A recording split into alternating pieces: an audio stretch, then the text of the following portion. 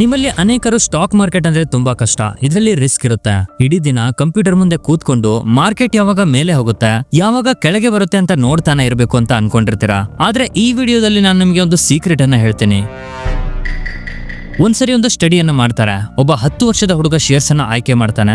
ಅವನಿಗೆ ಕಾಂಪಿಟೇಷನ್ ಆಗಿ ಒಬ್ಬ ಚಾರ್ಟೆಡ್ ಅಕೌಂಟೆಂಟ್ ಕೂಡ ಶೇರ್ಸ್ ಅನ್ನ ಆಯ್ಕೆ ಮಾಡ್ತಾರೆ. ಅವರು ತಮ್ಮ ಎಲ್ಲ ಫೈನಾನ್ಷಿಯಲ್ ನಾಲೆಜ್ ಅನ್ನ ಅದರಲ್ಲಿ ಯೂಸ್ ಮಾಡ್ತಾರೆ. ಆದ್ರೆ ಆ 10 ವರ್ಷದ ಹುಡುಗ ಒಳ್ಳೆ ಸ್ಟಾಕ್ಸ್ ಅನ್ನ ಆಯ್ಕೆ ಮಾಡ್ಕೊಂಡು CA ಗಿಂತ ಹೆಚ್ಚು ರಿಟರ್ನ್ಸ್ ಅನ್ನ ಗಳಿಸ್ತಾನೆ. ಆ ಹುಡುಗ ಇದನ್ನ ಹೇಗೆ ಮಾಡ್ದ ಅನ್ನೋದು ಈ ವಿಡಿಯೋದಲ್ಲಿ ನಿಮ್ಗೆ ಮುಂದೆ ಗೊತ್ತಾಗುತ್ತೆ. ನೀವು ಕೂಡ ಸ್ಟಾಕ್ ಮಾರ್ಕೆಟ್ ಅಲ್ಲಿ ಇನ್ವೆಸ್ಟ್ ಮಾಡ್ಬೇಕು ಅಂತ ಅನ್ಕೊಂಡಿದ್ರೆ ಅಥವಾ ಈಗಾಗಲೇ ಮಾಡ್ತಾ ಇದ್ರೆ ಎಸ್ ಅಂತ ಕಮೆಂಟ್ ಮಾಡಿ. ಇನ್ನು ಮುಂದೆ ಮಾಡೋಕೆ ಶುರು ಮಾಡ್ಬೇಕು ಅಂತ ಇದ್ರೆ ಎಸ್ ಐ ವಿಲ್ ಅಂತ ಹೇಳಿ. ನೋಡಿ ಸ್ನೇಹಿತರೆ, ಒಂದು ಬೇಸ್ ಚೆನ್ನಾಗಿದ್ರೆ ಬಿಲ್ಡಿಂಗ್ ಕೂಡ ಚೆನ್ನಾಗಿರುತ್ತೆ ಅಂತಾರೆ. ಹಾಗಾಗಿ ಈ ವಿಡಿಯೋ ನಿಮ್ಮ ಸ್ಟಾಕ್ ಮಾರ್ಕೆಟ್ ನ ಬೇಸ್ ಅನ್ನ ಇಂಪ್ರೂವ್ ಮಾಡುತ್ತೆ. ತುಂಬಾ ಜನರಿಗೆ ಸ್ಟಾಕ್ ಮಾರ್ಕೆಟ್ ಅಂದ್ರೆ ತುಂಬಾ ಕಷ್ಟ ಅನ್ಸುತ್ತೆ. ಹಾಗಾಗಿ ಅವರು ಇದನ್ನ ಯಾವತ್ತೂ ಶುರುನೇ ಮಾಡೋದಿಲ್ಲ. ಈ ವಿಡಿಯೋದಲ್ಲಿ ನಿಮಗೆ ಬೇಸಿಕ್ಸ್ ಹೇಳೋದರ ಜೊತೆಗೆ ನಿಮ್ಗೆ ಒಂದು ಪ್ರೋಸೆಸ್ ಕೂಡ ಹೇಳ್ತೇನೆ. ಇದನ್ನ ನೀವು ನಿಮ್ಮ ಬಿಸಿ ಲೈಫ್ ಅಲ್ಲೂ ಕೂಡ ಜಸ್ಟ್ 20 ರಿಂದ 30 ನಿಮಿಷವನ್ನ ಸ್ಪೆಂಡ್ ಮಾಡಿ ನಿಮ್ಮ ಜಾಬ್ ಅಥವಾ ಬೇರೆ ಕೆಲಸಗಳಿಂದ ನಿಮ್ಗೆ ಟೈಮ್ ಸಿಗದೇ ಇದ್ರೂ ಸಹ ಒಂದು ಸಿಂಪಲ್ ಆಟೋಮೇಟೆಡ್ ಪ್ರೋಸೆಸ್ ಇಂದ ನೀವು ಇನ್ವೆಸ್ಟ್ ಮಾಡಬಹುದು. ಬಿಗಿನರ್ಸ್ಗೆ ಶೇರ್ ಮಾರ್ಕೆಟ್ ಅನ್ನೋ ವರ್ಡ್ ತುಂಬಾ ಭಯ ಅನ್ಸುತ್ತೆ. ಮೂವೀಸ್ ಅಲ್ಲಿ ತೋರಿಸ್ತಾರಲ್ಲ, ಷೇರುಪೇಟೆಯಿಂದ ಎಲ್ಲ ಲಾಸ್ ಆಯ್ತು, ಆದ್ರೆ ನಮ್ಮ ಫ್ರೆಂಡ್ಸ್ ಬಂದು ನಾನು ಶೇರ್ ಮಾರ್ಕೆಟ್ ಅಲ್ಲಿ ತುಂಬಾ ಜಾಸ್ತಿ ದುಡ್ಡು ಮಾಡಿದೀನಿ ಅಂತ ತೋರಿಸ್ತಾರೆ. ಇಷ್ಟೆಲ್ಲ ಆದ್ರೂ ನಮ್ಮ ಫ್ಯಾಮಿಲಿ ಮೆಂಬರ್ಸ್ ಇದರಿಂದ ದೂರ ಇರಿ ಅಂತ ಹೇಳ್ತಾರೆ. ಮತ್ತೆ ಇದು ಬಿಟ್ಟು ಸ್ಕೂಲ್ಸ್ ಮತ್ತೆ ಕಾಲೇಜಲ್ಲಿ ನೀವು ಕಾಮರ್ಸ್ ಅನ್ನ ಓದಿದ್ರು ಸಹ ಶೇರು ಮಾರ್ಕೆಟ್ ಬಗ್ಗೆ ಅಷ್ಟೊಂದು ಎಕ್ಸ್ಪ್ಲೈನ್ ಮಾಡಿರೋದಿಲ್ಲ. ನಿಮ್ಗೆ ತುಂಬಾ ಕನ್ಫ್ಯೂಷನ್ ಇರುತ್ತೆ ಮತ್ತೆ ನರ್ವಸ್ನೆಸ್ ಕೂಡ ಇರುತ್ತೆ. ಆದ್ರೆ ಇವತ್ತು ಈ ವಿಡಿಯೋ ನೋಡಿದ ಮೇಲೆ ನಿಮ್ಮ ಎಲ್ಲ ಕನ್ಫ್ಯೂಷನ್ ಕ್ಲಿಯರ್ ಆಗಿ ನೀವು ಹೇಗೆ ಎಂಟರ್ ಆಗ್ಬೇಕು ಅಂತ ನಿಮ್ಗೆ ಗೊತ್ತಾಗುತ್ತೆ. ಮೊದಲು ನಿಮ್ಗೆ ಇಂಟ್ರೆಸ್ಟ್ ಬರೋದಕ್ಕೆ ನಾನು ಒಂದು ಫ್ಯಾಕ್ಟ್ ಅನ್ನ ಹೇಳ್ತೀನಿ. ಒಂದು ವೇಳೆ ನೀವು 40 ವರ್ಷಗಳ ಹಿಂದೆ ವಿಪ್ರೋದಲ್ಲಿ ಇನ್ವೆಸ್ಟ್ ಮಾಡಿದ್ರೆ, ನನಗೆ ಗೊತ್ತು ಆಗ ನೀವು ಇನ್ನೂ ಹುಟ್ಟಿರ್ಲಿಲ್ಲ, ಬಹುಶಃ ನಿಮ್ಮ ಫ್ಯಾಮಿಲಿಯಲ್ಲಿ ಯಾರಾದ್ರೂ ವಿಪ್ರೋದಲ್ಲಿ ಜಸ್ಟ್ 10,000 ಇನ್ವೆಸ್ಟ್ ಮಾಡಿದ್ರೆ ಇವತ್ತು ಅದು 40 ವರ್ಷಗಳ ನಂತರ ಆ 10,700 ಕೋಟಿ ಆಗ್ತಾ ಇತ್ತು. ನೀವು ಹೀಗೆ ಅನ್ಬೋದು, ಆ ಟೈಮಲ್ಲಿ ಯಾರ ಹತ್ರ 10,000 ಇರ್ತಿತ್ತು, ಪರವಾಗಿಲ್ಲ 1,000 ಆದ್ರೂ ಹಾಕಿದ್ರು 70 ಕೋಟಿ ಆಗ್ತಿತ್ತು. ಅಟ್ ಲೀಸ್ಟ್ 100 ರೂಪಾಯಿ ಹಾಕಿದ್ರು ಅದು 7 ಕೋಟಿ ಆಗ್ತಿತ್ತು. ನೋಡಿ ಸ್ನೇಹಿತರೆ, ಇದೆ ಸ್ಟಾಕ್ ಮಾರ್ಕೆಟ್ ನ ನಿಜವಾದ ಪೊಟೆನ್ಶಿಯಲ್. ಮತ್ತೆ ಈ ಎಕ್ಸಾಂಪಲ್ ನಿಂದ ನೀವು ಅನ್ಕೋಬೇಡಿ ನೀವು ಏನೋ ಒಂದು ಮಾಡಿ ಸ್ಟಾಕ್ ಮಾರ್ಕೆಟ್ ಗೆ ಹೋಗ್ಬೇಕು ಅಂತ ನಾನು ಹೇಳ್ತಾ ಇಲ್ಲ. ಡೆಫಿನೆಟ್ಲಿ ಸ್ಟಾಕ್ ಮಾರ್ಕೆಟ್ ಅಲ್ಲಿ ರಿಸ್ಕ್ ಕೂಡ ಇರುತ್ತೆ. ಹೇಗೆ ಪ್ರಾಫಿಟ್ ಇರುತ್ತೋ ಹಾಗೇನೆ ಲಾಸ್ ಕೂಡ ಇರುತ್ತೆ. ಯಾಕಂದ್ರೆ ಹೀಗೆ ತುಂಬಾ ಸ್ಟಾಕ್ ಗಳಿದೆ. ಒಂದು ವೇಳೆ ಅದರಲ್ಲಿ ನೀವು 700 ಕೋಟಿಯನ್ನು ಕೂಡ ಇನ್ವೆಸ್ಟ್ ಮಾಡಿದ್ರೆ ಮೇ ಬಿ ಅದು ಈಗ 10,000ಕ್ಕೂ ಕೂಡ ಬೆಳೆ ಬಾಳೋದಿಲ್ಲ. ಆದ್ರೆ ನಾವು ಆದಷ್ಟು ಹೆಚ್ಚು ಪ್ರಾಫಿಟ್ ಮತ್ತೆ ಕಡಿಮೆ ಲಾಸ್ ಬರೋ ಹಾಗೆ ಮಾಡ್ಕೋಬೇಕು. ಮತ್ತೆ ಫಸ್ಟ್ ಅದು ಹೇಗೆ ಅಂತ ತಿಳ್ಕೋಬೇಕು. ಹಾಗಾಗಿ ಈಗ ನಿಮ್ಮ ಕೆಲವು ಕಾಮನ್ ಕ್ವಶನ್ಸ್ ಬಗ್ಗೆ ಮಾತಾಡೋಣ. ಸ್ಟಾಕ್ ಮಾರ್ಕೆಟ್ ರಿಸ್ಕಿನ? ಒಂದು ವೇಳೆ ರಿಸ್ಕಿ ಆಗಿದ್ರೆ ಎಷ್ಟು ರಿಸ್ಕಿ? ನಂಬರ್ 2, ನಿಮಗೆ ಇದರಿಂದ ಎಷ್ಟು ರಿಟರ್ನ್ ಬರುತ್ತೆ? ಈ ಮಾರ್ಕೆಟ್ ಇಂದ ನೀವು ಏನನ್ನ ಎಕ್ಸ್ಪೆಕ್ಟ್ ಮಾಡಬೇಕು? ನಂಬರ್ 3, ಮಾರ್ಕೆಟ್ ಅಲ್ಲಿ ಸ್ಟಾರ್ಟ್ ಮಾಡೋದಕ್ಕೆ ನಿಮ್ಗೆ ಎಷ್ಟು ಹಣ ಬೇಕು? ಮೇ ಬಿ ನೀವು ಬಿಗಿನರ್ ಆಗಿದ್ರೆ ಅಥವಾ ಸ್ಟೂಡೆಂಟ್ ಆಗಿದ್ರೆ ನೀವು ನಿಮ್ಮ ಪಾಕೆಟ್ ಮನಿಯಿಂದ ಕೂಡ ಸ್ಟಾರ್ಟ್ ಮಾಡಬಹುದಾ? ನಂಬರ್ 4, ಸ್ಟಾಕ್ ಮಾರ್ಕೆಟ್ಗೆ ಎಂಟರ್ ಆಗೋ ಪ್ರೋಸೆಸ್ ಈಸಿನಾ ಅಥವಾ ಕಷ್ಟನಾ? ಡಿಮ್ಯಾಟ್ ಮತ್ತೆ ಟ್ರೇಡಿಂಗ್ ಅಕೌಂಟ್ ಅಂದ್ರೆ ಏನು ಮತ್ತೆ ಹೇಗೆ ಸ್ಟಾರ್ಟ್ ಮಾಡಬೇಕು? ನಂಬರ್ 5, ಈ ಮಾರ್ಕೆಟ್ಗೆ ಕೆಟ್ಟ ಹೆಸರು ಯಾಕಿದೆ? ಫ್ಯಾಮಿಲಿ ಮೆಂಬರ್ಸ್ ಮತ್ತೆ ಫಿಲ್ಮ್ಗಳಲ್ಲಿ ಯಾಕೆ ಭಯ ಪಡಿಸ್ತಾರೆ? ರೀಸನ್ಸ್ ಏನು ಮತ್ತೆ ನಿಜವಾಗ್ಲೂ ಮಾರ್ಕೆಟ್ ಡೇಂಜರಸ್ ಅಲ್ವಾ? ನಂಬರ್ 6, ಇದು ತುಂಬಾ ಕಾಮನ್ ಕ್ವಶನ್. ನಿಮ್ಮದು ಕಾಮರ್ಸ್ ಬ್ಯಾಕ್ ಗ್ರೌಂಡ್ ಆಗಿಲ್ಲ ಅಂದ್ರೂ ಮೇ ಬಿ ನೀವು ಇಂಜಿನಿಯರಿಂಗ್ ಅಥವಾ ಬೇರೆ ಬ್ಯಾಕ್ ಗ್ರೌಂಡ್ ಆಗಿರ್ಬೋದು, ಆದ್ರೂ ಕೂಡ ನೀವು ಇದರಲ್ಲಿ ಎಂಟರ್ ಆಗ್ಬೋದಾ? ನಂಬರ್ 7, ಈ ಮಾರ್ಕೆಟ್ ಹೇಗೆ ರನ್ ಆಗುತ್ತೆ? ಶೇರ್ಸ್ ಯಾಕೆ ಮೇಲೆ ಕೆಳಗೆ ಹೋಗುತ್ತೆ? ಶೇರ್ಸ್ ಅನ್ನ ಯಾವ ಬೇಸಿಸ್ ಮೇಲೆ ಸೆಲೆಕ್ಟ್ ಮಾಡ್ಕೋಬೇಕು? ನಂಬರ್ 8, ನಿಮ್ಗೆ ಸ್ಟಾಕ್ ಮಾರ್ಕೆಟ್ ಮೇಲೆ ಇನ್ ಡೆಪ್ತ್ ನಾಲೆಜ್ ಬೇಕಾದ್ರೆ ಯಾವ ರೀತಿಯ ಬುಕ್ಸ್ ಮತ್ತೆ ಕೋರ್ಸಸ್ ಇದೆ? ಹೀಗೆ ನಿಮಗೆ ಪ್ರಾಫಿಟ್ ಬರೋದಕ್ಕೆ ಕಂಪ್ಲೀಟ್ ನಾಲೆಜ್ ಈ ವಿಡಿಯೋದಲ್ಲಿ ಗೊತ್ತಾಗುತ್ತೆ. ನಮ್ಮ ಫಸ್ಟ್ ಕ್ವಶನ್, ಸ್ಟಾಕ್ ಮಾರ್ಕೆಟ್ ರಿಸ್ಕಿನ? ಇದನ್ನ ನಿಮಗೆ ಒಂದು ಬೇಸಿಕ್ ಎಕ್ಸಾಂಪಲ್ ಜೊತೆ ಹೇಳ್ತೇನೆ. ಬೇಸಿಕಲಿ ನೀವು ಒಂದು ಶೇರ್ ಅನ್ನ ತೆಗೆದುಕೊಂಡ್ರೆ ಆ ಕಂಪನಿಯ ಒಂದು ಚಿಕ್ಕ ಭಾಗ ತಗೊಂಡಿರ್ತಾರ. ಇದಕ್ಕೆ ನೀವು ಶೇರ್ ಅಂತ ಹೆಸರು ಕೊಡಬಹುದು, ಅಂದ್ರೆ ಒಂದು ಭಾಗ. ನೀವು ಆ ಕಂಪನಿಯ ಕೋ ಓನರ್ ಆಗ್ತೀರಾ. ಸೊ ಈಗ ನನಗೆ ಹೇಳಿ, ನೀವು ಫ್ರೆಂಡ್ಸ್ ಅಥವಾ ರಿಲೇಟಿವ್ಸ್ ಬಿಸ್ನೆಸ್ ಅಲ್ಲಿ ದುಡ್ಡು ಹಾಕಿದ್ರೆ ಆ ಬಿಸ್ನೆಸ್ ಚೆನ್ನಾಗಿ ನಡೆದ್ರೆ ನಿಮ್ಗೆ ಪ್ರಾಫಿಟ್ ಚೆನ್ನಾಗಿ ಬರುತ್ತೆ. ಮತ್ತೆ ಅದೇ ಒಂದು ವೇಳೆ ಬಿಸ್ನೆಸ್ ಚೆನ್ನಾಗಿ ನಡೀಲಿಲ್ಲ ಅಂದ್ರೆ ನಿಮ್ಗೆ ಲಾಸ್ ಕೂಡ ಆಗ್ಬೋದು. ಅಂದ್ರೆ ಇದರಲ್ಲೂ ಕೂಡ ರಿಸ್ಕ್ ಇದೆ ಅಲ್ವಾ? ಸೊ ಇದೇ ತರ ನೀವು ಶೇರ್ ಮಾರ್ಕೆಟ್ ಅಲ್ಲಿ ದೊಡ್ಡ ದೊಡ್ಡ ಕಂಪನಿಗಳ ಮೇಲೆ ಇನ್ವೆಸ್ಟ್ ಮಾಡಿದಾಗ, ಅದು ಟಾಟಾ ಆಗಿರ್ಬೋದು, ರಿಲಯನ್ಸ್ ಆಗಿರ್ಬೋದು ಅಥವಾ ಗೋಡ್ರೇಜ್ ಆಗಿರ್ಬೋದು, ಈ ಕಂಪನಿಗಳಲ್ಲಿ ನೀವು ಇನ್ವೆಸ್ಟ್ ಮಾಡಿದ ತಕ್ಷಣ ಆ ಕಂಪನಿ ಲಾಸ್ ಆದ್ರೆ ನಿಮಗೆ ಲಾಸ್ ಆಗುತ್ತೆ. ಒಂದು ವೇಳೆ ಆ ಕಂಪನಿಯಲ್ಲಿ ಹೆಚ್ಚು ಗ್ರೋತ್ ಆದ್ರೆ ನಿಮ್ಮ ದುಡ್ಡು ಕೂಡ ಅಷ್ಟೇ ಚೆನ್ನಾಗಿ ಗ್ರೋ ಆಗುತ್ತೆ. ಮತ್ತೆ ಪ್ರತಿ ಕಂಪನಿಗೂ ಒಂದು ರಿಸ್ಕ್ ಅನ್ನೋದು ಇದ್ದೇ ಇರುತ್ತೆ. ಹಾಗಾಗಿ ನೀವು ಆ ಕಂಪನಿಯನ್ನ ಚೆನ್ನಾಗಿ ಅನಲೈಸ್ ಮಾಡಿ, ಅದರ ಬಿಸ್ನೆಸ್ ಅನ್ನ ಅನಲೈಸ್ ಮಾಡಿ ಯಾವ್ದಾದ್ರೂ ಒಂದು ಸ್ಟಾಕ್ಸ್ ಅನ್ನ ಸೆಲೆಕ್ಟ್ ಮಾಡಬೇಕಾಗತ್ತೆ. ಎಕ್ಸಾಂಪಲ್ಗೆ ಒಂದು ಸಾರಿ ಐಷರ್ ಮೋಟಾರ್ಸ್ ಅನ್ನ ನೋಡಿ. ಲಾಸ್ಟ್ 7ರಿಂದ 8 ವರ್ಷದಿಂದ ಅವರ ಬುಲೆಟ್ ಬೈಕ್ ಸೇಲ್ಸ್ ತುಂಬಾ ಹೆಚ್ಚಿಸಿದ್ದಾರೆ. ಇದರಿಂದ ಅವುಗಳ ಶೇರ್ಸ್ ತುಂಬಾ ಜಾಸ್ತಿ ಆಗಿದೆ. ಅಂದ್ರೆ ನೀವು 10 ರೂಪಾಯಿನ ಇನ್ವೆಸ್ಟ್ ಮಾಡಿದ್ರೆ ಅದು 20 ರೂಪಾಯಿ ಹೆಚ್ಚಾಗಿದೆ. ಹೀಗೆ ತುಂಬಾ ಶೇರ್ಸ್ ಇದೆ. ನಾನು ನಿಮಗೆ ಮೊದಲನೇದಾಗಿ ವಿಪ್ರೋದ ಎಕ್ಸಾಂಪಲ್ ಕೂಡ ಕೊಟ್ಟಿದ್ದೆ. ಹೀಗೆ ತುಂಬಾ ಸ್ಟಾಕ್ಸ್ ಗಳು ಕೊನೆಯ 10 ವರ್ಷದಲ್ಲಿ 10 ಟೈಮ್ಸ್ ಹೆಚ್ಚಾಗಿದೆ. MRF ಕೂಡ ಒಂದು ಎಕ್ಸಾಂಪಲ್. ಡೆಫಿನೆಟ್ಲಿ ಇದು ರಿಸ್ಕಿ, ಅದಕ್ಕೆ ರಿಟರ್ನ್ ಬರೋದು ಕೂಡ ಜಾಸ್ತಿನೇ ಇರುತ್ತೆ. ಮತ್ತೆ ರಿಸ್ಕ್ ಕಡಿಮೆ ಇದ್ರೆ ರಿಟರ್ನ್ ಕೂಡ ಕಡಿಮೆ ಇರುತ್ತೆ. ಅವುಗಳ ಬಗ್ಗೆನೂ ನಾವು ಮುಂದೆ ತಿಳ್ಕೊಳ್ಳೋಣ. ಈಗ 2ನೇ ಕ್ವಶನ್, ನನಗೆ ರಿಟರ್ನ್ ಎಷ್ಟು ಸಿಗ್ಬೋದು? ಮತ್ತೆ ಅಗೈನ್ ಸೇಮ್ ಎಕ್ಸಾಂಪಲ್. ಒಂದು ವೇಳೆ ನೀವು ನಿಮ್ಮ ಫ್ರೆಂಡ್ಸ್ ಬಿಸ್ನೆಸ್ ಅಲ್ಲಿ ಇನ್ವೆಸ್ಟ್ ಮಾಡಿದ್ರೆ, ನೀವು ಒಂದು ವೇಳೆ 100 ರೂಪಾಯಿಯನ್ನ ಹಾಕಿದ್ರೆ ಮುಂದಿನ ವರ್ಷ ನಿಮಗೆ 10% ಪ್ರಾಫಿಟ್ ಬರ್ಬೋದು, ಅಥವಾ 20 ಅಥವಾ 30% ಬರ್ಬೋದು. ಇದು ತುಂಬಾನೇ ಡಿಫರೆನ್ಸ್ ಆಗುತ್ತೆ. ಇದಕ್ಕೆ ಯಾವುದೇ ರೀತಿಯ ಫಿಕ್ಸ್ಡ್ ಕ್ರೈಟೀರಿಯಾ ಇರೋದಿಲ್ಲ. ಕೆಲವು ಶೇರ್ಸ್ ಇರ್ತವೆ, ಅವು ವರ್ಷದವರೆಗೂ 1 ರೂಪಾಯಿನೂ ಕೂಡ ಹೆಚ್ಚಾಗೋದಿಲ್ಲ. ಮತ್ತೆ ಇನ್ನು ಕೆಲವೊಂದು ಸ್ಟಾಕ್ಸ್ ಗಳು ಒಂದೇ ವರ್ಷದಲ್ಲಿ 5ರಿಂದ 4 ಪಟ್ಟು ಹೆಚ್ಚಾಗುತ್ತೆ. ನೋಡಿ ಸ್ನೇಹಿತರೆ, ನೀವು ಶೇರ್ ಮಾರ್ಕೆಟ್ ಅಲ್ಲಿ ಇನ್ವೆಸ್ಟ್ ಮಾಡಬೇಕಾದ್ರೆ ನೀವು 1 ಅಥವಾ 2 ಶೇರ್ಸ್ ಅಲ್ಲಿ ಇನ್ವೆಸ್ಟ್ ಮಾಡೋದಿಲ್ಲ, ತುಂಬಾ ರೀತಿಯ ಕಂಪನಿಗಳಲ್ಲಿ ಇನ್ವೆಸ್ಟ್ ಮಾಡಬೇಕಾಗುತ್ತೆ.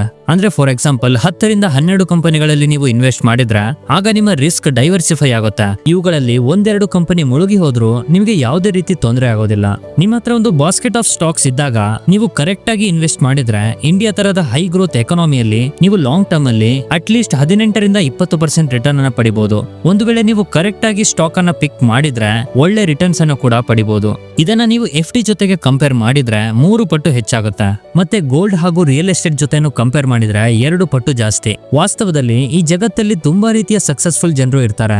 ಒಂದು ವೇಳೆ ನೀವು ಒಂದು ರೈಟ್ ಪ್ರೊಸೆಸ್ ಅನ್ನ ಯೂಸ್ ಮಾಡಿಕೊಂಡು ಮಲ್ಟಿ ಬ್ಯಾಗರ್ ಕಂಪನಿಯನ್ನ ಹುಡುಕಿದ್ರೆ ನಿಮ್ಗೆ ಒಂದೇ ವರ್ಷದಲ್ಲಿ 50, 70, 100% ಕೂಡ ರಿಟರ್ನ್ ಸಿಗ್ಬೋದು. ಈಗ ಒಂದು ಇಂಟ್ರೆಸ್ಟಿಂಗ್ ಕ್ವಶನ್, ಎಷ್ಟು ಹಣದಿಂದ ನೀವು ಸ್ಟಾರ್ಟ್ ಮಾಡಬೇಕು? ಸ್ಟಾಕ್ ಮಾರ್ಕೆಟ್ ಅಲ್ಲಿ ನೀವು ಎಷ್ಟು ಹಣದಿಂದ ಸ್ಟಾರ್ಟ್ ಮಾಡ್ತೀರಾ ಅನ್ನೋದಕ್ಕಿಂತ ಯಾವ ತರದ ಶೇರ್ಸ್ ಅಲ್ಲಿ ಇನ್ವೆಸ್ಟ್ ಮಾಡ್ತೀರಾ ಅನ್ನೋದು ಇಂಪಾರ್ಟೆಂಟ್. ನಾನು ನಿಮ್ಗೆ ಒಂದು ಎಕ್ಸಾಂಪಲ್ ಕೊಡ್ತೀನಿ. ಒಂದು ವೇಳೆ ನೀವು ತಿಂಗಳಿಗೆ 1,000 ಇನ್ವೆಸ್ಟ್ ಮಾಡಿದ್ರೆ ಇದನ್ನ ನಿಮ್ಮಲ್ಲಿ ತುಂಬಾ ಜನರು ಅಫೋರ್ಡ್ ಮಾಡಬಹುದು. ನೀವು ಸ್ಟೂಡೆಂಟ್ ಆಗಿದ್ರು ಹೇಗೋ ನಿಮ್ಮ ಪಾಕೆಟ್ ಮನಿಯಲ್ಲಿ ಈ ರೀತಿ ಇನ್ವೆಸ್ಟ್ ಮಾಡಬಹುದು. ಇದನ್ನ ನೀವು ವರ್ಷಕ್ಕೆ 15% ಹೆಚ್ಚಿಸಿದ್ರೆ, ಅಂದ್ರೆ ಮೊದಲನೇ ವರ್ಷ ನೀವು ಪ್ರತಿ ತಿಂಗಳು 1,000 ರೂಪಾಯಿನ ಇನ್ವೆಸ್ಟ್ ಮಾಡೋದು, ಆಗ ವರ್ಷಕ್ಕೆ 12,000 ಆಗುತ್ತೆ. ಮತ್ತೆ ಮುಂದಿನ ವರ್ಷ ನೀವು 15% ಇನ್ಕ್ರೀಸ್ ಮಾಡಬೇಕು, ಅಂದ್ರೆ ನೀವು ಪ್ರತಿ ತಿಂಗಳು 1,150 ರೂಪಾಯಿನ ಇನ್ವೆಸ್ಟ್ ಮಾಡಿ. ಹೀಗೆ ಪ್ರತಿ ವರ್ಷ ನಿಮ್ಮ ಇನ್ಕಮ್ ಹೆಚ್ಚಾದಂತೆ ನಿಮ್ಮ ಸ್ಟೂಡೆಂಟ್ ಲೈಫ್ ಇಂದ ಅರ್ನಿಂಗ್ ಬರೋದಕ್ಕೆ ಹೆಚ್ಚಾದಾಗ, ನಿಮ್ಮ ಜಾಬ್ ಅಲ್ಲಿ ಪ್ರಮೋಷನ್ ಆದಾಗ ನೀವು ನಿಮ್ಮ ಇನ್ವೆಸ್ಟ್ಮೆಂಟ್ ಅನ್ನು ಕೂಡ ಇನ್ಕ್ರೀಸ್ ಮಾಡ್ತಾ ಹೋಗ್ಬೇಕು. ನೀವು ಹೀಗೆ ಪ್ರತಿ ವರ್ಷ 15% ಅನ್ನ ಇನ್ಕ್ರೀಸ್ ಮಾಡ್ತಾ ಹೋದ್ರೆ ಮತ್ತೆ ನಿಮಗೆ 18ರಿಂದ 20% ರಿಟರ್ನ್ ಸಿಕ್ಕರೆ ನೀವು ಕೇವಲ 1,000ದಿಂದ ಸ್ಟಾರ್ಟ್ ಮಾಡಿ 25 ವರ್ಷದಲ್ಲಿ ನಿಮ್ಮ ಹತ್ರ 1 ಕೋಟಿ ಇರೋ ಹಾಗೆ ಮಾಡ್ಕೋಬಹುದು. ಇದು ಹೇಗೆ ಆಯ್ತು? ಫಸ್ಟ್, ನೀವು 25 ವರ್ಷದವರೆಗೆ ಇನ್ವೆಸ್ಟ್ ಮಾಡ್ತಾನೆ ಇರಬೇಕು. ಸೆಕೆಂಡ್, ನೀವು 15% ಅಮೌಂಟ್ ಅನ್ನ ಪ್ರತಿ ವರ್ಷ ಇನ್ಕ್ರೀಸ್ ಮಾಡ್ತಾ ಇರಬೇಕು. ಮತ್ತೆ ಥರ್ಡ್, ನಿಮ್ಗೆ 15% ರಿಟರ್ನ್ ಸಿಗ್ಬೇಕು. ಈ 3 ಕೆಲಸ ನೀವು ಮಾಡೋಕೆ ಸಾಧ್ಯ ಆದ್ರೆ 25 ವರ್ಷ ಆದ್ಮೇಲೆ 1,000ದಿಂದ ಸ್ಟಾರ್ಟ್ ಮಾಡಿ ನೀವು 1 ಕೋಟಿ ಆಗೋ ಹಾಗೆ ಮಾಡ್ಕೋಬಹುದು. ಮತ್ತೆ ಇದನ್ನ ನಾನು SIP ಕ್ಯಾಲ್ಕುಲೇಟರ್ ಇಂದ ಕ್ಯಾಲ್ಕುಲೇಟ್ ಮಾಡಿದ್ದೀನಿ. ಸೊ ನೀವು 2,000 ಅಥವಾ 3,000ದಿಂದ ಸ್ಟಾರ್ಟ್ ಮಾಡಿದ್ರೆ ನಿಮ್ಗೆ ಇದು ತುಂಬಾ ಈಸಿ ಆಗುತ್ತೆ. ಮತ್ತೆ ನಿಮ್ಮ ದುಡ್ಡು ಬೇಗನೆ 1 ಕೋಟಿ ತಲುಪುತ್ತೆ. ನೀವು ಇದನ್ನ ಹೇಗೆ ಕ್ಯಾಲ್ಕುಲೇಟ್ ಮಾಡಬಹುದು ಅಂದ್ರೆ, ಗೂಗಲ್ ಅಲ್ಲಿ ನೀವು SIP ಕ್ಯಾಲ್ಕುಲೇಟರ್ ನ ಸರ್ಚ್ ಮಾಡಿದ್ರೆ 25 ವರ್ಷವನ್ನ ಸೆಲೆಕ್ಟ್ ಮಾಡಿ ನಿಮ್ಮ ಅಮೌಂಟ್ ಅನ್ನ ಸೆಲೆಕ್ಟ್ ಮಾಡಿ ಎಷ್ಟು ರಿಟರ್ನ್ ಬರುತ್ತೆ ಅಂತ ಸೆಲೆಕ್ಟ್ ಮಾಡಿದ್ರೆ ಇಷ್ಟು ವರ್ಷದಲ್ಲಿ ನಿಮ್ಗೆ ಎಷ್ಟು ರಿಟರ್ನ್ ಸಿಗುತ್ತೆ ಅಂತ ಗೊತ್ತಾಗುತ್ತೆ. ನೀವು ನಿಮ್ಮ ಅಮೌಂಟ್ ಅನ್ನ ಜಾಸ್ತಿ ಮಾಡಿದ್ರೆ ಇದೇ ಗೋಲ್ ಅನ್ನು ನೀವು 5ರಿಂದ 10 ವರ್ಷದಲ್ಲಿ ಕೂಡ ಅಚೀವ್ ಮಾಡ್ಕೋಬಹುದು. ಜೊತೆಗೆ ನಾನು ಎಷ್ಟು ಇನ್ವೆಸ್ಟ್ ಮಾಡಿದ್ದೀನಿ ಮತ್ತೆ ನನಗೆ ಎಷ್ಟು ರಿಟರ್ನ್ ಸಿಕ್ಕಿದೆ ಅನ್ನೋದನ್ನ ಈ ವಿಡಿಯೋದ ಕೊನೆಯಲ್ಲಿ ತಿಳಿಸ್ತೀನಿ. ಹಾಗಾಗಿ ವೇಟ್ ಫಾರ್ ಇಟ್. ಈಗ 4ನೇ ಕ್ವಶನ್, ಸ್ಟಾಕ್ ಮಾರ್ಕೆಟ್ ಈಸಿನಾ? ಒಂದು ವೇಳೆ ನೀವು ಎಂಟರ್ ಆಗೋಕೆ ಇಷ್ಟಪಟ್ರೆ ಪ್ರೋಸೆಸ್ ಹೇಗಿರಬೇಕು? ಫ್ರೆಂಡ್ಸ್, ಇದರಲ್ಲಿ ಎಂಟರ್ ಆಗೋದಕ್ಕೆ ಪ್ರೋಸೆಸ್ ತುಂಬಾನೇ ಸಿಂಪಲ್. ನಿಮ್ಮ ಹತ್ರ 3 ಡಾಕ್ಯುಮೆಂಟ್ಸ್ ಇರಲೇಬೇಕು. ಆಧಾರ್ ಕಾರ್ಡ್, ಪಾನ್ ಕಾರ್ಡ್ ಮತ್ತೆ ಬ್ಯಾಂಕ್ ಅಕೌಂಟ್. ಈ 3ರಿಂದ ನೀವು ಡಿಮ್ಯಾಟ್ ಅಕೌಂಟ್ ಅನ್ನ ಓಪನ್ ಮಾಡ್ಕೋಬಹುದು.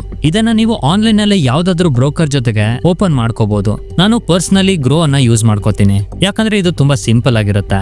ಓಕೆ, ಇಲ್ಲಿವರೆಗೂ ಎಲ್ಲ ಚೆನ್ನಾಗಿದೆ. ಇಷ್ಟು ಚೆನ್ನಾಗಿದ್ರು ಕೂಡ ಜನರು ಯಾಕೆ ಸ್ಟಾಕ್ ಮಾರ್ಕೆಟ್ ಇಂದ ಭಯ ಪಡ್ತಾರೆ? ಶೇರ್ ಮಾರ್ಕೆಟ್ ಯಾಕೆ ಕೆಟ್ಟ ಹೆಸರು ಬಂದಿದೆ? ಒಂದು ಸಿಂಪಲ್ ರೀಸನ್ ಏನು ಅಂದ್ರೆ, ಇದು ನಮ್ಮ ಮೈಂಡ್ ಸೆಟ್ ನ ಪ್ರಾಬ್ಲಮ್. ಒಂದು ವೇಳೆ ಪ್ರಾಪರ್ಟಿ ತಗೊಂಡ್ರೆ ಯಾರು ಕೂಡ 4 ತಿಂಗಳಲ್ಲಿ ಡಬಲ್ ಆಗುತ್ತೆ, ಆಗ ನಾನು ಮಾರಬಹುದು ಅಂತ ಹೇಳೋದಿಲ್ಲ. ಒಂದು ವೇಳೆ ಬಂಗಾರವನ್ನ ತಗೊಂಡ್ರೆ ಅವರ ಜನರೇಷನ್ ಟು ಜನರೇಷನ್ ಪಾಸ್ ಮಾಡ್ತಾ ಹೋಗ್ತಾರೆ ಹೊರತು 4 ತಿಂಗಳಲ್ಲಿ ಮಾರೋದಿಲ್ಲ. ಅದೇ ರೀತಿ ಪ್ರಾಪರ್ಟಿಯನ್ನು ಕೂಡ ತಗೊಂಡ್ರೆ ಅದನ್ನ ತುಂಬಾ ಟೈಮ್ಗೆ ಬೆಳೆಯೋದಕ್ಕೆ ಬಿಡ್ತಾರೆ. ಹಾಗಾದ್ರೆ ಅದೇ ಜನ ಈ ಸ್ಟಾಕ್ ಮಾರ್ಕೆಟ್ಗೆ ಯಾಕೆ ಟೈಮ್ ಅನ್ನ ಕೊಡೋದಿಲ್ಲ? ಸ್ನೇಹಿತರೆ, ಇದೇ ನಿಜವಾದ ರೀಸನ್ ಯಾಕೆ ಸ್ಟಾಕ್ ಮಾರ್ಕೆಟ್ಗೆ ಕೆಟ್ಟ ಹೆಸರು ಬಂದಿದೆ. ನಿಮ್ಮ ಸ್ನೇಹಿತರು ಶ್ರೀಮಂತರು ಸಹ ಹೇಳೋದನ್ನ ಕೇಳಬಹುದು. ನಾನು ಒಂದೇ ದಿನದಲ್ಲಿ ಟ್ರೇಡಿಂಗ್ ಮಾಡಿ 40,000 ಸಂಪಾದನೆ ಮಾಡಿದೆ, ಅಥವಾ ಒಂದೇ ವಾರದಲ್ಲಿ ನನ್ನ ಹಣ ಡಬಲ್ ಆಗೋಯ್ತು. ಆದ್ರೆ ಅವರ ಎಕ್ಸ್ಪೆಕ್ಟೇಷನ್ ತುಂಬಾನೇ ತಪ್ಪು. ಅವರು ಕೇವಲ ಈ ದಿನದ ಪ್ರಾಫಿಟ್ ಬಗ್ಗೆ ಮಾತ್ರ ಹೇಳ್ತಿದ್ದಾರೆ. ಇದರ ಹಿಂದಿನ ದಿನಗಳಲ್ಲಿ ಅವರು ಎಷ್ಟು ಲಾಸ್ ಮಾಡ್ಕೊಂಡ್ರು ಅಂತ ಹೇಳೋದಿಲ್ಲ. ನಾನು ಓವರ್ ನೈಟ್ ಸ್ಟಾಕ್ ಮಾರ್ಕೆಟ್ ಅಲ್ಲಿ ರಿಚ್ ಆಗ್ಬೇಕು, ನನಗೆ ಲಾಟ್ರಿ ಹೊಡಿಬೇಕು ಅಂತ ಬಂದವರು ಇದರಲ್ಲಿ ಗೆಲ್ಲೋದಕ್ಕೆ ಸಾಧ್ಯನೇ ಇಲ್ಲ. ಅದೃಷ್ಟವಶಾತ್ ನಿಮ್ಮ ಲಕ್ ಚೆನ್ನಾಗಿದ್ರೆ ಮಾತ್ರ. ಒಂದು ವೇಳೆ ನೀವು ಹೀಗೆ ಮಾಡ್ಬೇಕಂತ ಇದ್ರೆ ಏನ್ ಮಾಡ್ಬೇಕು ಗೊತ್ತಾ? ಯಾವ್ದಾದ್ರು ವಿಡಿಯೋ ನೋಡ್ಬೇಕು, ಅದ್ರಲ್ಲಿ ಟೆಲಿಗ್ರಾಮ್ ಚಾನೆಲ್ ನ ಗ್ರೂಪ್ ಕೊಡ್ತಾರೆ, ಅಲ್ಲಿ ನೀವು ಜಾಯಿನ್ ಆದ್ರೆ ಸಾಕು, ಅವರು ಒಂದು ಸ್ಟಾಕ್ ರೆಕಮೆಂಡ್ ಮಾಡ್ತಾರೆ. ನೀವು ಯಾವುದೇ ರೀತಿಯ ಫಂಡಮೆಂಟಲ್ ಅನಾಲಿಸಿಸ್ ಮಾಡ್ದಲೆ ಆ ಸ್ಟಾಕ್ ಮೇಲೆ ಹೋಗಿ ಸುಮ್ನೆ ಇನ್ವೆಸ್ಟ್ ಮಾಡ್ಬೇಕು. ಸ್ನೇಹಿತರೆ, ಇದನ್ನೇ ಗ್ಯಾಮ್ಲಿಂಗ್ ಅಂತ ಕರೆಯೋದು. ಅಂದ್ರೆ ಇದು ಒಂದು ರೀತಿ ಬೆಟ್ಟಿಂಗ್ ಇದ್ದ ಹಾಗೆ. ಇದರಲ್ಲಿ ಲಾಭ ಬರುತ್ತೋ ನಷ್ಟ ಆಗುತ್ತೋ ಏನು ಗೊತ್ತಿರೋದಿಲ್ಲ. ಜೊತೆಗೆ ಇನ್ನು ಕೆಲವರು ಪೆನ್ನಿ ಸ್ಟಾಕ್ಸ್ ಅನ್ನ ಖರೀದಿ ಮಾಡ್ತಾರೆ. ಅಂದ್ರೆ ₹1 ₹2 ಇರೋ ಪೆನ್ನಿ ಸ್ಟಾಕ್ಸ್ ಅನ್ನ ಖರೀದಿ ಮಾಡ್ತಾ ಇರ್ತಾರೆ. ಯಾಕಂದ್ರೆ ಅವ್ರಿಗೆ ಅನ್ಸುತ್ತೆ ಈ ₹1 ಇದ್ದಿದ್ದು ₹2 ಆಗಿ ಡಬಲ್ ಆಗುತ್ತೆ, ಆಗ ನನ್ನ ದುಡ್ಡು ಕೂಡ ಡಬಲ್ ಆಗುತ್ತೆ. ಆದ್ರೆ ನಿಜ ಹೇಳ್ಬೇಕಂದ್ರೆ ಅದು ಹಾಗಾಗೋದಿಲ್ಲ. ಯಾಕಂದ್ರೆ ಆ ಕಂಪನಿಗೆ ಯಾವುದೇ ರೀತಿ ಬೇಸ್ ಅನ್ನೋದೇ ಇರೋದಿಲ್ಲ. ಆಗ ಅದು ಬೆಳೆಯೋಕೆ ಹೇಗೆ ಸಾಧ್ಯ, ನೀವೇ ಹೇಳಿ? ಹಾಗಾಗಿ ನೀವು ಸ್ಟಾಕ್ ಮಾರ್ಕೆಟ್ ಅಲ್ಲಿ ಬರೋ ಮುಂಚೆ ಒಂದು ಎಕ್ಸ್ಪೆಕ್ಟೇಷನ್ ಇಟ್ಕೊಂಡ್ ಬನ್ನಿ. ನಿಮಗೆ ಪ್ರತಿ ವರ್ಷಕ್ಕೆ 15% 20% ರಿಟರ್ನ್ ಸಿಗುತ್ತೆ. ಅದಕ್ಕಿಂತ ಹೆಚ್ಚು ಬಂದ್ರೆ ಬೋನಸ್. ಪ್ರತಿ 4 ವರ್ಷದಲ್ಲಿ ನಿಮ್ಮ ಮನಿ ಡಬಲ್ ಆಗುತ್ತೆ.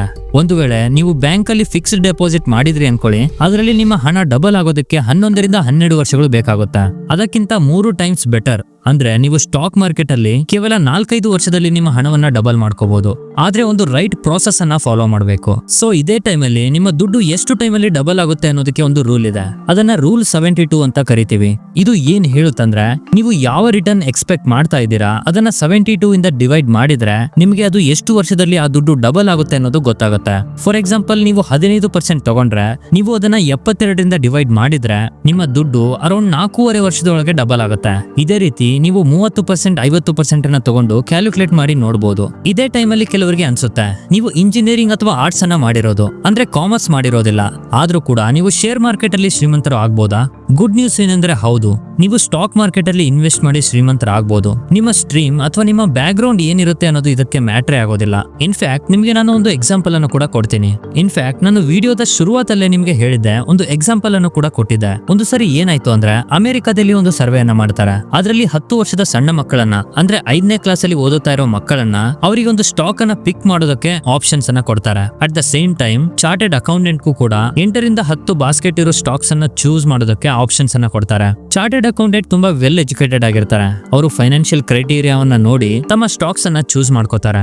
ನಂತರ 10 ವರ್ಷ ಆದ್ಮೇಲೆ ಇದರ ರಿಸಲ್ಟ್ ಹೊರಗೆ ಬರುತ್ತೆ. ಅದು ಶಾಕಿಂಗ್ ಆಗಿತ್ತು. ಯಾಕಂದ್ರೆ 10 ವರ್ಷದ ನಂತರ ಆ 5 ವರ್ಷದ ಮಕ್ಕಳು ಚೂಸ್ ಮಾಡಿರುವ ಸ್ಟಾಕ್ ಗಳು ಚಾರ್ಟೆಡ್ ಅಕೌಂಟೆಂಟ್ ಚೂಸ್ ಮಾಡಿರೋ ಸ್ಟಾಕ್ ಗಿಂತ ಹೆಚ್ಚು ರಿಟರ್ನ್ ಅನ್ನ ಕೊಟ್ಟಿತ್ತು. ಸ್ನೇಹಿತರೆ, ಹೀಗೆ ಯಾಕಾಯ್ತು ಅಂತ ಅಂದ್ರೆ, ಆಕ್ಚುಲಿ ಆ ಸಣ್ಣ ಮಕ್ಕಳು ಯಾವ ತರದ ಕಂಪನಿಯನ್ನ ಚೂಸ್ ಮಾಡಿದ್ರು ಅಂದ್ರೆ ಕ್ಯಾಡ್ಬರಿ, ಡಿಸ್ನಿ, ಬಾರ್ಬಿ, ಹೀಗೆ ಅವರಿಗೆ ಇಂಟ್ರೆಸ್ಟ್ ಇರೋ ಕಂಪನಿಯನ್ನ ಅವರು ಚೂಸ್ ಮಾಡಿದ್ರು. ಮತ್ತೆ ಅವರು ಆ ಕಂಪನಿಗಳಿಗೆ ಕಸ್ಟಮರ್ಸ್ ಕೂಡ ಹೌದು. ಯಾಕಂದ್ರೆ ಆ ಚಿಲ್ಡ್ರನ್ಸ್ ಆ ಕಂಪನಿಯ ಪ್ರಾಡಕ್ಟ್ಸ್ ಅನ್ನ ಯೂಸ್ ಮಾಡ್ತಾ ಇದ್ರು. ಮತ್ತೆ ಆ ಕಂಪನಿಗಳು ಅವರನ್ನ ಸ್ಯಾಟಿಸ್ಫೈ ಕೂಡ ಮಾಡಿತ್ತು. ಯಾವುದೇ ಕಂಪನಿ ಅವರ ಕಸ್ಟಮರ್ಸ್ಗೆ ಸ್ಯಾಟಿಸ್ಫೈ ಮಾಡಿದ್ರೆ ಆ ಕಂಪನಿ ಚೆನ್ನಾಗಿ ಮಾಡುತ್ತೆ. ಅದಕ್ಕೆ ಆ ಮಕ್ಕಳು ಔಟ್ ಪರ್ಫಾರ್ಮ್ ಮಾಡ್ತಾರೆ. ಇನ್ನೊಂದ್ ಕಡೆ ಚಾರ್ಟೆಡ್ ಅಕೌಂಟೆಂಟ್ ದೊಡ್ಡ ದೊಡ್ಡ ಬ್ಯಾಲೆನ್ಸ್ ಶೀಟ್ ಅನ್ನ ಓದಿದ್ರು, ಕಾಂಪ್ಲಿಕೇಟೆಡ್ ಫೈನಾನ್ಷಿಯಲ್ ಕ್ಯಾಲ್ಕುಲೇಷನ್ ಅನ್ನ ಮಾಡಿದ್ರು. ಇಷ್ಟೆಲ್ಲ ಮಾಡಿದ್ರು, ಅವರು ಒಂದು ಕಾಮನ್ ಸೆನ್ಸ್ ಯೂಸ್ ಮಾಡಿ ಇನ್ವೆಸ್ಟ್ ಮಾಡಿದ ಮಕ್ಕಳನ್ನ ಔಟ್ ಪರ್ಫಾರ್ಮ್ ಮಾಡೋದಕ್ಕೆ ಆಗ್ಲಿಲ್ಲ.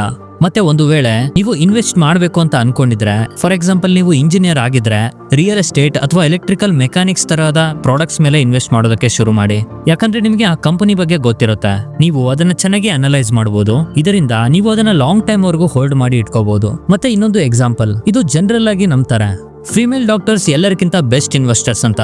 ಯಾಕಂದ್ರೆ ಡಾಕ್ಟರ್ಸ್ ಗಳಿಗೆ ಫೈನಾನ್ಷಿಯಲ್ ನಾಲೆಜ್ ಇರೋದಿಲ್ಲ. ಅವರ ಲೈಫ್ ಅಲ್ಲಿ ತುಂಬಾ ಬಿಸಿ ಆಗಿರ್ತಾರೆ. ಪ್ರೊಫೆಷನಲ್ ಲೈಫ್, ಪರ್ಸನಲ್ ಲೈಫ್ ಮತ್ತೆ ಮನೆಗೆ ಬಂದ ಮೇಲೂ ವರ್ಕ್ ಅನ್ನ ಮಾಡ್ತಾರೆ. ಸೊ ಅವ್ರ ಹತ್ರ ಹೆಚ್ಚು ಟೈಮ್ ಇರೋದಿಲ್ಲ. ಮತ್ತೆ ಅವರು ಯಾವುದೇ ರೀತಿ ಸ್ಟಾಕ್ಸ್ ಅನ್ನ ಅನಲೈಸ್ ಕೂಡ ಮಾಡೋದಕ್ಕೆ ಆಗೋದಿಲ್ಲ. ಅವರು ಜನರಲ್ ನಾಲೆಜ್ ಅನ್ನ ಯೂಸ್ ಮಾಡಿ ಇನ್ವೆಸ್ಟ್ ಮಾಡ್ತಾರೆ. ಹೇಗಂದ್ರೆ ಯಾವ ಪ್ರಾಡಕ್ಟ್ಸ್ ಅವರಿಗೆ ಇಷ್ಟ ಅಂತ ನೋಡ್ತಾರೆ, ನಂತರ ಅವರು ಆ ಪ್ರಾಡಕ್ಟ್ಸ್ ಮೇಲೆ ಇನ್ವೆಸ್ಟ್ ಮಾಡಿ ಮರ್ತು ಹೋಗ್ತಾರೆ. 5 ರಿಂದ 10 ವರ್ಷದ ತನಕ ಅದನ್ನ ಚೆಕ್ ಕೂಡ ಮಾಡೋದಿಲ್ಲ. ಇದರಿಂದ ಅವರ ಟ್ರಾನ್ಸಾಕ್ಷನ್ ಕಾಸ್ಟ್ ಕೂಡ ಕಡಿಮೆ ಆಗುತ್ತೆ. ಮತ್ತೆ ಕಾಂಪೌಂಡಿಂಗ್ ಎಫೆಕ್ಟ್ ತನ್ನ ಫುಲ್ ಪರ್ಫಾರ್ಮೆನ್ಸ್ ಅನ್ನ ತೋರ್ಸೋಕೆ ಶುರು ಮಾಡುತ್ತೆ. ಒಂದು ವೇಳೆ ನಿಮಗೆ ಕಾಮರ್ಸ್ ಗೊತ್ತಿಲ್ಲ ಅಂದ್ರೆ ಕಾಮನ್ ಸೆನ್ಸ್ ಗೊತ್ತಿದ್ರೆ ಸಾಕು, ಈ ಸ್ಟಾಕ್ ಮಾರ್ಕೆಟ್ ಅಲ್ಲಿ ನೀವು ಗೆಲ್ಲಬಹುದು. So you are welcome to the stock market. ಈಗ 2 ಇಂಟ್ರೆಸ್ಟಿಂಗ್ ವಿಷಯ ಏನಂದ್ರೆ, ಶೇರ್ ವ್ಯಾಲ್ಯೂ ಡೈಲಿ ಯಾಕೆ ಅಪ್ ಅಂಡ್ ಡೌನ್ ಆಗುತ್ತೆ, ಮತ್ತೆ ಯಾವಾಗ ಇನ್ಕ್ರೀಸ್ ಆಗುತ್ತೆ, ಯಾವಾಗ ಡಿಕ್ರೀಸ್ ಆಗುತ್ತೆ ಅಂತ ಪ್ರೆಡಿಕ್ಟ್ ಮಾಡಬೇಕು, ಕಂಪನಿಗಳು ಯಾಕೆ ಶೇರ್ ಮಾರ್ಕೆಟ್ ಅಲ್ಲಿ ಲಿಸ್ಟ್ ಆಗುತ್ತೆ, ಮತ್ತೆ ಇನ್ವೆಸ್ಟಿಂಗ್ ಕಲಿಯೋಕೆ ನಾನು ನಿಮಗೆ ನನ್ನ 2 ಫೇವರೇಟ್ ಬುಕ್ಸ್ ಯಾವುದು ಅಂತ ಹೇಳ್ತೀನಿ. ನಾನು ಇನ್ವೆಸ್ಟಿಂಗ್ ಹೇಗೆ ಕಲಿತೆ, ನಾನು ಹೇಗೆ ಒಳ್ಳೆ ರಿಟರ್ನ್ ಅನ್ನ ತೆಗೆದೆ ಅಂತಾನು ನಿಮ್ಗೆ ಹೇಳ್ತೀನಿ. ಸೊ ಫಸ್ಟ್ ಶೇರ್ ಮಾರ್ಕೆಟ್ ಅಲ್ಲಿ ಯಾಕೆ ಇಷ್ಟೊಂದು ಅಪ್ ಅಂಡ್ ಡೌನ್ ಆಗುತ್ತೆ? ಸಪೋಸ್ ನಿಮಗೆ ಒಂದು ಬಿಸ್ನೆಸ್ ಅನ್ನ ಸ್ಟಾರ್ಟ್ ಮಾಡಬೇಕು ಅಂತ ಇದೆ, ನಿಮಗೆ ಸ್ವಲ್ಪ ಮನಿ ಬೇಕು. ಸೊ ಅದಕ್ಕೋಸ್ಕರ ನೀವು ನಿಮ್ಮ ಫ್ಯಾಮಿಲಿ ಮೆಂಬರ್ಸ್ ಅಥವಾ ರಿಲೇಟಿವ್ಸ್ ಜೊತೆ ಹಣವನ್ನ ಕೇಳೋಕೆ ಶುರು ಮಾಡ್ತೀರಾ. ಆದ್ರೆ 20,000 ಕೋಟಿಯನ್ನ ಯಾರು ಕೊಡ್ತಾರೆ? ಬ್ಯಾಂಕು ಕೊಡೋದಿಲ್ಲ, ಯಾರ ರಿಲೇಟಿವ್ಸ್ ಕೊಡೋದಿಲ್ಲ, ಅನ್ಲೆಸ್ ನಿಮ್ಮ ಫ್ಯಾಮಿಲಿ ಅಂಬಾನಿ ಫ್ಯಾಮಿಲಿ ಆಗಿರ್ಬೇಕು. ಸೊ ಇಷ್ಟೊಂದು ಮನಿ ನಿಮ್ಗೆ ಯಾರು ಕೊಡ್ತಾರೆ? ಪಬ್ಲಿಕ್ ಕೊಡುತ್ತೆ. ಜನರು ನಿಮ್ಮ ಬಿಸ್ನೆಸ್ ಪ್ಲಾನ್ ಅನ್ನ ನೋಡಿ ಅವರಿಗೆ ಆ ಬಿಸ್ನೆಸ್ ಪ್ಲಾನ್ ಇಷ್ಟ ಆದ್ರೆ ಅದರ ಮೇಲೆ ಅವರು ಇನ್ವೆಸ್ಟ್ ಮಾಡ್ತಾರೆ. ಫಾರ್ ಎಕ್ಸಾಂಪಲ್, ನೀವು ಒಂದು ಕಾರ್ ಮ್ಯಾನುಫ್ಯಾಕ್ಚರಿಂಗ್ ಕಂಪನಿ ಅಂತ ಅನ್ಕೊಳ್ಳಿ. ನಿಮ್ಮದು ಒಳ್ಳೊಳ್ಳೆ ಕಾರ್ ಮಾಡುತ್ತೆ, ಲಕ್ಸುರಿ ಕಾರ್ ಮತ್ತೆ ಎಲೆಕ್ಟ್ರಿಸಿಟಿ ಕಾರ್ ಅನ್ನ ಮಾಡಿದ್ರೆ ಜನರಿಗೆ ಆ ಕಾರ್ ಇಷ್ಟ ಆಗಿದ್ರೆ ಆಗ ಜನರು ನಿಮ್ಮ ಬಿಸ್ನೆಸ್ ಮೇಲೆ ಇನ್ವೆಸ್ಟ್ ಮಾಡ್ತಾರೆ. ಅವರಿಗೆ ಒಂದು ನಂಬಿಕೆ ಇರುತ್ತೆ, ನೀವು ಅವರಿಗೆ ಹೆಚ್ಚು ರಿಟರ್ನ್ ಅನ್ನ ತಂದು ಕೊಡ್ತೀರಾ ಅಂತ. ಜನ ನಿಮ್ಮ ಕಂಪನಿ ಮೇಲೆ ಇನ್ವೆಸ್ಟ್ ಮಾಡಿದಾಗ ಅವರು ನಿಮ್ಮ ಪಾರ್ಟ್ನರ್ ಆಗ್ತಾರೆ. ಸೊ ಇದನ್ನೇ ನಾವು ಶೇರ್ಸ್ ಅಂತ ಕರಿತೀವಿ. ಮತ್ತೆ ಒಂದು ವೇಳೆ ನೀವು ಇವತ್ತು ಶೇರ್ಸ್ ಅನ್ನ ತಗೊಂಡಿದ್ದೀರಾ, 2 ದಿನ ಆದ್ಮೇಲೆ ನಿಮಗೆ ಆ ಹಣದ ಅವಶ್ಯಕತೆ ಇದೆ. ಸೊ ನೀವು ಆ ಶೇರ್ಸ್ ಅನ್ನ ಸೆಲ್ ಮಾಡಬೇಕು. ಆದ್ರೆ ಕಂಪನಿ ನಿಮಗೆ ಅದನ್ನು ವಾಪಸ್ ಕೊಡೋದಿಲ್ಲ, ಯಾಕಂದ್ರೆ ಅವರಿಗೆ ದುಡ್ಡಿನ ಅವಶ್ಯಕತೆ ಇತ್ತು, ಅವರಿಗೆ ಸಿಕ್ಕಾಗಿದೆ. ಆಗ ನೀವು ಆ ಕಂಪನಿಯ ಶೇರ್ಸ್ ಅನ್ನ, ನಿಮ್ಮ ಹತ್ರ ಇರೋ ಆ ಶೇರ್ಸ್ ಅನ್ನ ಬೇರೆಯವರಿಗೆ ಮಾರ್ತೀರಾ. ಇದಕ್ಕೆ ಒಂದು ಮಾರ್ಕೆಟ್ ಬೇಕು, ಅದನ್ನೇ ನಾವು ಶೇರ್ ಮಾರ್ಕೆಟ್ ಅಂತ ಕರಿತೀವಿ. ಇದರಲ್ಲಿ ಹತ್ತತ್ರ 6,000ಕ್ಕೂ ಹೆಚ್ಚು ಕಂಪನಿಗಳು ಇನ್ವೆಸ್ಟೆಡ್ ಆಗಿದೆ. ಅದರಲ್ಲಿ ಬೇಕಾದಾಗ ನೀವು ಸೆಲ್ ಮಾಡಬಹುದು, ಬೇಕಾದಾಗ ನೀವು ಬೈ ಮಾಡಬಹುದು. ಇದೇ ಸ್ಟಾಕ್ ಮಾರ್ಕೆಟ್ ಒಂದು ಅಡ್ವಾಂಟೇಜ್. ನಿಮಗೆ ಯಾವತ್ತಿಗೂ ಲಿಕ್ವಿಡಿಟಿ ಇಶ್ಯೂ ಅನ್ನೋದು ಸಿಗೋದಿಲ್ಲ. ಆದ್ರೆ ನೆನ್ಪಿಟ್ಕೊಳ್ಳಿ, ಶೇರ್ ಮಾರ್ಕೆಟ್ ಕೂಡ ಒಂದು ಆಫೀಸ್ ತರ ಇದ್ದಾಗ. ಮಂಡೇ ಟು ಫ್ರೈಡೆ ಬೆಳಗ್ಗೆ 9:15 3:30 ತನಕ ಓಪನ್ ಆಗಿರುತ್ತೆ. ಸೊ ಯಾವುದೇ ಟೈಮ್ ಅಲ್ಲಾದ್ರೂ ನೀವು ಸ್ಟಾಕ್ಸ್ ಗಳನ್ನ ಖರೀದಿ ಮಾಡಬಹುದು ಅಥವಾ ಸೆಲ್ ಮಾಡಬಹುದು. ಮುಂದಿನ 24 ರಿಂದ 48 ಗಂಟೆಗಳಲ್ಲಿ ದುಡ್ಡು ನಿಮ್ಮ ಬ್ಯಾಂಕ್ ಅಕೌಂಟಿಗೆ ಬಂದು ಬೀಳುತ್ತೆ. ಇದಕ್ಕೆ ತುಂಬಾ ಆಪ್ಸ್ ಗಳು ಇದೆ. For example, Upstox, Angel One, Zerodha, Groww. ನಾನು ಪರ್ಸನಲಿ ಗ್ರೋ ಅನ್ನ ಯೂಸ್ ಮಾಡ್ತೀನಿ. ನೀವು ಯಾವ ಬ್ರೋಕರ್ ಅನ್ನ ಯೂಸ್ ಮಾಡ್ತೀರಾ ಅಂತ ಕೆಳಗೆ ಕಾಮೆಂಟ್ ಮಾಡಿ.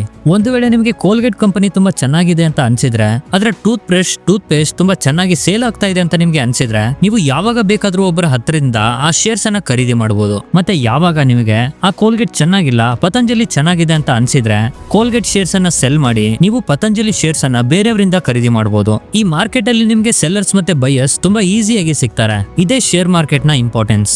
ಒಂದು ಸಾರಿ ಯೋಚನೆ ಮಾಡಿ, ನಿಮ್ಗೆ ಬೇಕಾದ ಒಂದೇ ಕ್ಲಿಕ್ ಅಲ್ಲಿ ನೀವು ರತನ್ ಟಾಟಾದ ಬಿಸ್ನೆಸ್ ಅಲ್ಲಿ ಪಾರ್ಟ್ ಆಗ್ಬೋದು, ಅಥವಾ ಒಂದೇ ಕ್ಲಿಕ್ ಅಲ್ಲಿ ನೀವು ಜಿಯೋ ಅಂಬಾನಿ ಜೊತೆ ಸೇರ್ಕೊಂಡು ಅವನ ಬಿಸ್ನೆಸ್ ಪಾರ್ಟ್ನರ್ ಆಗ್ಬೋದು. ಆಗ ನೀವು ಪ್ರೌಡ್ ಆಗಿ ಹೇಳ್ಬೋದು, ಜಿಯೋ ಈಸ್ ಮೈನ್. ಇದೇ ರೀತಿ ನೀವು ಫೇಸ್ಬುಕ್, ಅಮೆಜಾನ್, ಟೆಸ್ಲಾ, ಗೂಗಲ್ ಎಲ್ಲ ಕಂಪನಿಗಳಲ್ಲೂ ಇನ್ವೆಸ್ಟ್ ಮಾಡಬಹುದು. ಈಗ ಫೈನಲ್ ಕ್ವಶನ್, ಇವತ್ತಿನ ದಿನ ನಿಮಗೆ ಇನ್ವೆಸ್ಟ್ಮೆಂಟ್ ಮಾಡೋಕೆ ಯಾವ ರೀತಿಯ ಬುಕ್ಸ್ ಮತ್ತೆ ಕೋರ್ಸಸ್ ಇದೆ? ನನ್ನ ಫೇವರೇಟ್ ಬುಕ್ ಯಾವುದು ಅಂದ್ರೆ Rich Dad Poor Dad by Robert Kiyosaki. ಇದು ಇನ್ವೆಸ್ಟಿಂಗ್ ಅನ್ನ ಸ್ಟಾರ್ಟ್ ಮಾಡೋಕೆ ತುಂಬಾನೇ ಒಳ್ಳೆ ಬುಕ್. ಇದಾದ ಮೇಲೆ ನೀವು learn to earn by Peter Lynch ಅನ್ನ ಓದಬಹುದು. ಈ ಬುಕ್ ನಿಮಗೆ ಸ್ವಲ್ಪ ಇನ್ ಡೆಪ್ತ್ ನಾಲೆಜ್ ಕೊಡುತ್ತೆ. ಮತ್ತೆ ಇದಾದ ಮೇಲೆ ನಿಮಗೆ ಒಂದು ಅಡ್ವಾನ್ಸ್ ನಾಲೆಜ್ ಬೇಕಂದ್ರೆ the education of value investor ಅನ್ನೋ ಬುಕ್ ಅನ್ನ ಓದಬಹುದು. ಇದನ್ನ ಬರೆದಿರೋದು ಗೇ ಸ್ಪೈಯರ್. ನನಗೆ ಗೊತ್ತಿರೋ ಹಾಗೆ ಈಗ ನಿಮಗೆ ಸ್ವಲ್ಪ ಕಾನ್ಫಿಡೆಂಟ್ ಬಂದಿರಬಹುದು. ಫಸ್ಟ್ ಟೈಮ್ ಶೇರ್ ಮಾರ್ಕೆಟ್ ಅಲ್ಲಿ ಇನ್ವೆಸ್ಟ್ ಮಾಡೋ ಮುಂಚೆ ನಿಮ್ಗೂ ಕೂಡ ಭಯ ಆಗುತ್ತೆ. ಆದ್ರೆ ನಿಮ್ಮ ಗೋಲ್ ಲಾಂಗ್ ಟರ್ಮ್ ಆಗಿದ್ರೆ ನೀವು ಯಾವುದೇ ರೀತಿಯಲ್ಲಿ ಭಯ ಪಡೋ ಅವಶ್ಯಕತೆನೇ ಇಲ್ಲ. ಈಗ ನಿಮ್ಮ ಕಾನ್ಫಿಡೆನ್ಸ್ ಅನ್ನ ಇನ್ನೂ ಸ್ವಲ್ಪ ಹೆಚ್ಚಿಗೆ ಮಾಡೋದಕ್ಕೆ ನಾನು ನನ್ನ ಕೆಲವೊಂದು ಇನ್ವೆಸ್ಟ್ಮೆಂಟ್ ಗಳನ್ನ ತೋರಿಸ್ತಾ ಇದ್ದೀನಿ. ಇದರಲ್ಲಿ ನೀವು ನೋಡಬಹುದು, ನಾನು ಹೆಚ್ಚು ಸ್ಟಾಕ್ಸ್ ಅನ್ನ ತಗೊಂಡಿಲ್ಲ, ಬದಲಾಗಿ ಮ್ಯೂಚುವಲ್ ಫಂಡ್ಸ್ ಅಲ್ಲಿ ಇನ್ವೆಸ್ಟ್ ಮಾಡಿದ್ದೀನಿ. ಜೊತೆಗೆ ಇಲ್ಲಿ ನಾನು ಎಷ್ಟು ಇನ್ವೆಸ್ಟ್ ಮಾಡಿದ್ದೀನಿ, ನನಗೆ ಎಷ್ಟು ರಿಟರ್ನ್ ಸಿಕ್ಕಿದೆ ಅಂತ ನೀವು ಡೀಟೇಲ್ ಆಗಿ ನೋಡಬಹುದು. ನನ್ನ ಕೆಲಸದಲ್ಲಿ ನಾನು ಇಷ್ಟು ಬ್ಯುಸಿ ಆಗಿದ್ರು ನನ್ನ ಪೋರ್ಟ್ಫೋಲಿಯೋ ವರ್ಷಕ್ಕೆ ತಕ್ಕಂತೆ ಹೆಚ್ಚು ಆಗ್ತಾನೆ ಇತ್ತು. ಹಾಗಾಗಿ ಸ್ನೇಹಿತರೆ, ನಿಮ್ಗೂ ಕೂಡ ಸ್ಟಾಕ್ಸ್ ಗಳ ಜೊತೆಗೆ ಮ್ಯೂಚುವಲ್ ಫಂಡ್ಸ್ ಅಲ್ಲಿ ಹೇಗೆ ಇನ್ವೆಸ್ಟ್ ಮಾಡಬೇಕು ಅನ್ನೋದು ಗೊತ್ತಾಗಬೇಕಂದ್ರೆ ಅದರ ಬಗ್ಗೆ ಒಂದು ಡೀಟೇಲ್ ವಿಡಿಯೋ ಬೇಕಾಗಿದ್ರೆ ಕೆಳಗೆ ಮ್ಯೂಚುವಲ್ ಫಂಡ್ ಅಂತ ಕಮೆಂಟ್ ಮಾಡಿ. ಜೊತೆಗೆ ಈ ವಿಡಿಯೋವನ್ನ ನಿಮ್ಮ ಸ್ನೇಹಿತರ ಜೊತೆಗೂ ಶೇರ್ ಮಾಡಿ, ಅವರಿಗೂ ಈ ಫೈನಾನ್ಷಿಯಲ್ ನಾಲೆಜ್ ಸಿಗ್ಲಿ. ಸಿಗುವ ಇನ್ನೊಂದು ಇಂಪಾರ್ಟೆಂಟ್ ವಿಡಿಯೋ ಜೊತೆಗೆ, ಅಲ್ಲಿವರೆಗೂ ಬಾಯ್.